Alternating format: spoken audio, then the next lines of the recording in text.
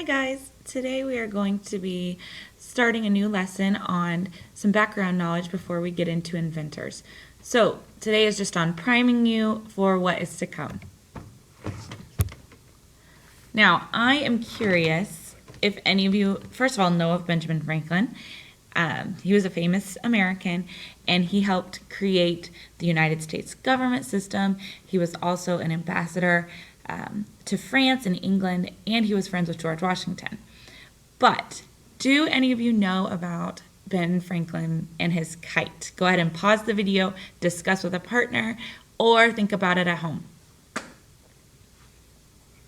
All right. If any of you were on the track of when he was flying his kite, he may have discovered electricity. You are correct. So, do any of you know what are some of Benjamin Franklin's other inventions? Go ahead and pause the video, discuss, or think. All right. So, he helped invent the swim fins there, the odometer, the bifocals down here in the corner. Let me move my screen. There you go. Bifocals. Also the lightning rod, the Franklin stove, and then this one is funny to me, the long arm, just to be able to help him reach some books. Okay? Those would have been some of Benjamin Franklin's inventions. Now, not all inventors are old, crazy hair that have wild glasses, right? Some of these things were invented by kids 16 and under, both girls and boys. So earmuffs, wrist warmers, and the trampoline were all invented by kids like you guys, right? That were under 16. So it's not always what you have in your brain about an old guy that was an inventor. No, anybody can do it. Now we are going to watch this video. Again, we're just trying to get a lot of different knowledge about some of the early inventors so that we can have that in our brains before we move on. When you're watching this video, I want you to be thinking about what was one of the challenges that this person faced while they were inventing, okay? So we're gonna watch this video. If you're at home, I attached the link. Go ahead and go find it, and then the rest of us will watch the video now. And then we will come back. So pause the video and go watch the other one. All right, so what are some challenges that inventors in general faced or that the inventor in that video faced? Okay.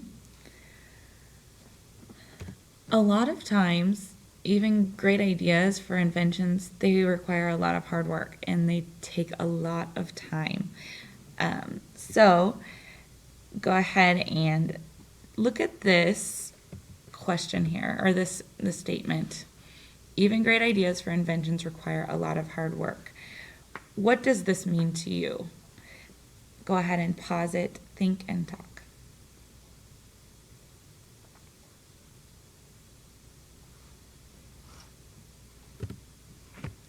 All right, so now I'm going to show you the video or the picture of the book that I'm going to be reading to you. So this book is called Girls Think of Everything. How does this illustration on the front of this cover remind you of an inventor? Pause, think, and talk.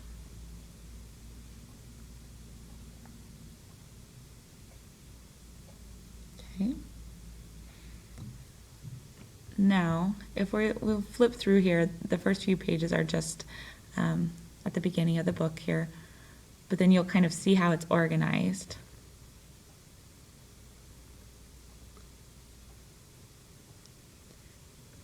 So you'll notice here, these are stories. So it's like in there's a subtitle, and these stories are about real people and real inventions. They are expository writing, not fiction.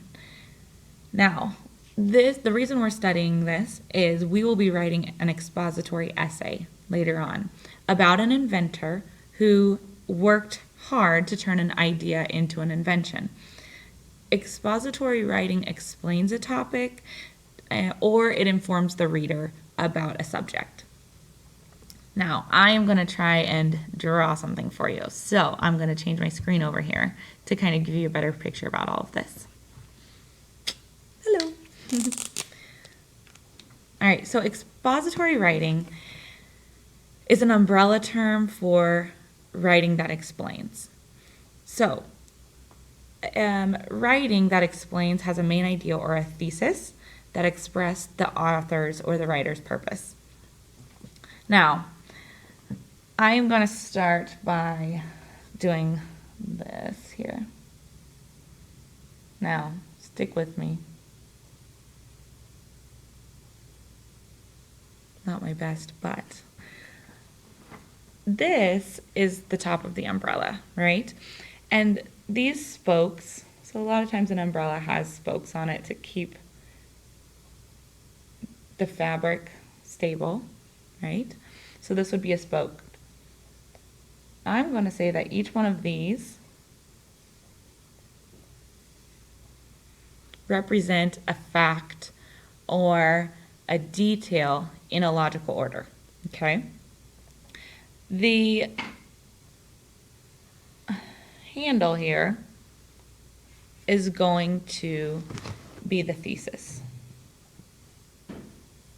Now, you haven't worked a whole lot with thesis yet, but you will. What else? Let's say, if I wanted to write an expository paragraph about Benjamin Franklin's long arm, the one that goes and grabs the book, I would give information that explains the topic to the reader. I could explain why he wanted to invent the device by telling them about the high shelves in his library. I could list the steps in his invention process in chronological order, so in the order that they happened. And I could also give examples of ways Benjamin Franklin used his invention. All of those would be some details here that would help the reader understand the topic. What else could I include in the invention of the long arm? Go ahead and pause and talk.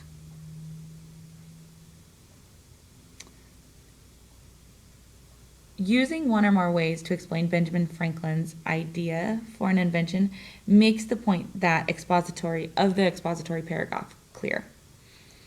All right, in the next lesson, we are going to be reading from that book of inventions from women. Okay. All right, so now, go ahead and, this is in your brain. We will talk a lot more about this later. Now, you're going to need your notebook, so your writing notebook, and at the top of it, I want you to go ahead and list the following. Let me get back to my PowerPoint here.